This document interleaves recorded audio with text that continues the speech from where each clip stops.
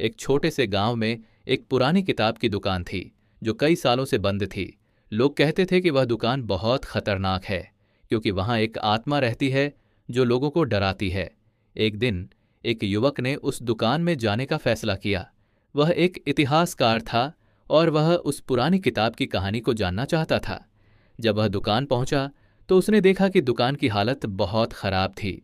दीवारें टूटी हुई थीं और दरवाजे खुले हुए थे। युवक ने दुकान में जाकर देखा कि वहां एक पुरानी किताब पड़ी थी जिसका नाम था the secret of the dead. युवक ने किताब को उठाया और पढ़ना शुरू किया। किताब में एक कहानी थी जो एक युवक के बारे में थी जो एक पुराने घर में रहता था। वह युवक एक दिन एक पुरानी किताब पढ़ता है और उसके बाद उसकी जिंदगी बदल जाती है। युवक ने किताब पढ़ना जारी रखा और उसने देखा कि कहानी उसके बारे में ही है।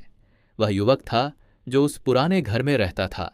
तभी उसने एक अजीब सी आवाज सुनी, तुम मेरी कहानी पढ़ रहे हो? तुम मेरी जिंदगी में आ गए हो? युवक ने पीछे मुड़कर देखा लेकिन वहां कोई नहीं था। तभी उसने एक और आवाज सुनी, तुम कभी नहीं जा पाओगे, तुम मेरी कहानी में फंस गए हो। युवक डर गया और किताब को बंद करने की कोशिश की लेकिन वह बंद नहीं हो रही थी। तभी उसने देखा कि किताब के पन्ने बदल रहे थे और वह एक नए पन्ने पर पहुंच गया था। पन्ने पर लिखा था, तुम अब मेरी कहानी का हिस्सा हो, तुम कभी नहीं जा पाओगे। युवक की चीखें सुनाई दीं और सब कुछ अंधकार में डूब गया।